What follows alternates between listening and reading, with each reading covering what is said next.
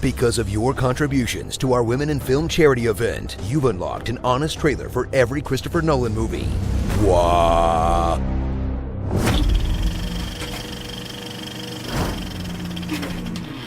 You first knew him as the guy who made Memento. Then he was the guy who saved Batman. Now, revisit the retroactively perfect films of the internet's god of cinema. Makes sense, because only God could get The Dark Knight Rises voted the 66th best movie ever made. Every Christopher Nolan movie. Suit up, very literally, with Christopher Nolan, a visionary director whose actual vision is red-green colorblind, which explains why so much of his work is tinted blue.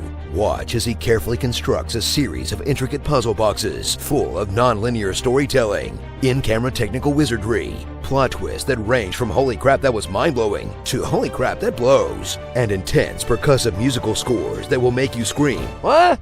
I can't hear you!"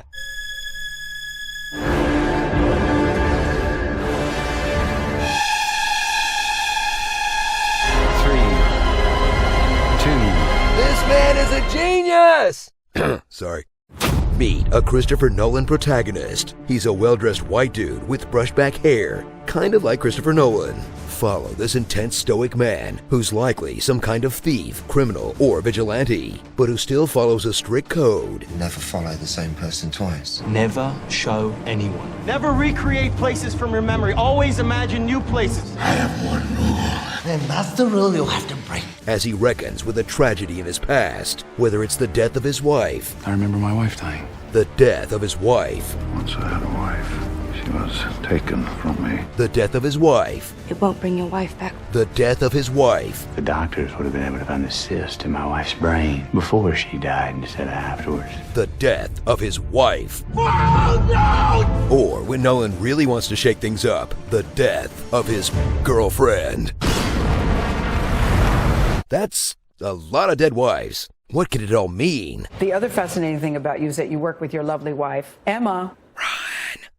Experience 10 masterfully crafted films that are as cold and remote as the icy tundras they feature, where human emotions aren't so much felt as reasoned about. I think positive emotion trumps negative emotion every time. Love has meaning. Yes, social utility, social bonding, child rearing. We love people who have died. Where's the social utility in that? And where time is just a toy to be played with, whether the story's told out of order, backwards and forwards simultaneously, through an interlocking series of flashbacks, in 3 separate levels of a dream where time moves at different speeds, in space where time is relative, or in World War II where time is just sort of mashed up to make things more suspenseful. And if you think it's all too complicated, I'll let Nolan break it down on a level you babies can understand. That's basically the end of the movie. This stuff is the black and white stuff, and this is running backwards. What we do is we cut between the two. Scene there, scene there, scene there, scene there. You have flashbacks to a different timeline, some of which is color, some of which is black and white. The end of the film being sort of there, and those are the ones that relate to a parallel story. See? Couldn't be simpler. So if you love cinema and enjoy being wowed by a true auteur, cheer for a man who is rightfully considered one of our greatest modern directors, whose sharp cinematic eye, incredibly talented pool of actors, and obsessive dedication to the craft of filmmaking have given birth to a rabid fan following that will ignore all the nice things we just said and focus on the jokey nitpicks, which will be taken 100% seriously. You know I hate comedians. He's one of the best filmmakers working today, okay? Is that not enough? Why so serious? Starring women who are secretly evil, Christian Bale in a miserable prison, tan suits, snowy layers, rich guys buying things. I'm buying this hotel. Company went public a week ago. And I bought most of the shares. I bought the airline. So let's put a couple tables together. I'm not sure that they'll let us. Oh, they should. I own the place. Clunky exposition. Where is it? The clean slate, where you type in someone's name, date of birth. In a few minutes, they're gone from every database on Earth. Now we're trapped in Fisher's mind, battling his own private army, and if we get killed, we'll be lost in limbo till our brains turn to scrambled egg. You're a well-educated man, Coop, and a trained pilot. And an engineer. The Mask. Would you like to see my mask? This is your mask. You're wearing a mask.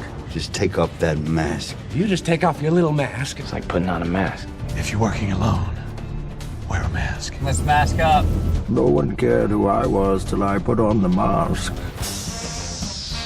Who can?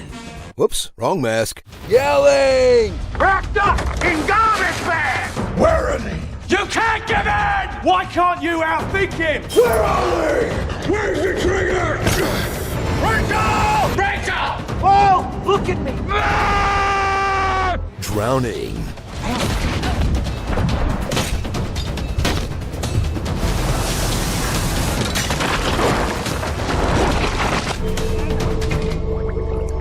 Killer trains.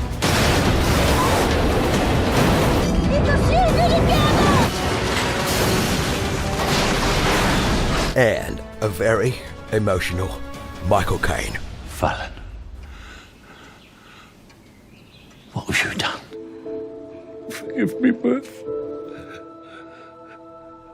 I lied to you. And it also means losing someone that I have cared for since I first heard his cries echo through this house. I failed you. You trusted me. And I failed you. Every Christopher Nolan movie.